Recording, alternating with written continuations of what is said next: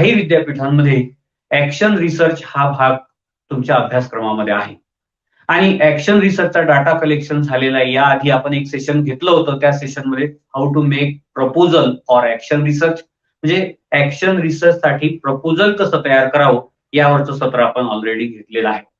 या सत्रामध्ये तुम्ही जो डाटा कलेक्ट केलेला आहे तो डाटा कलेक्ट झालेल्याचं अनालिसिस कसं करायचं आणि अनालिसिस केल्यानंतर त्या डाटावर प्रोसेस झाल्यानंतर आपल्याला त्याचं रिपोर्ट रायटिंग कसं करायचं या संदर्भातलं सत्र आपण घेणार आहोत.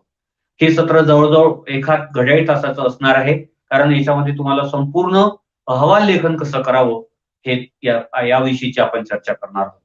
म्हणून तुम्ही माझ्यासोबत असणार आहात शेवटपर्यंत जर तुम्ही हे सत्र अटेंड केलं तर तुम्हाला रिपोर्ट रायटिंग कसं करावं, विशेषतः संशोधन अहवाल कसं लेखन करावं या संदर्भातली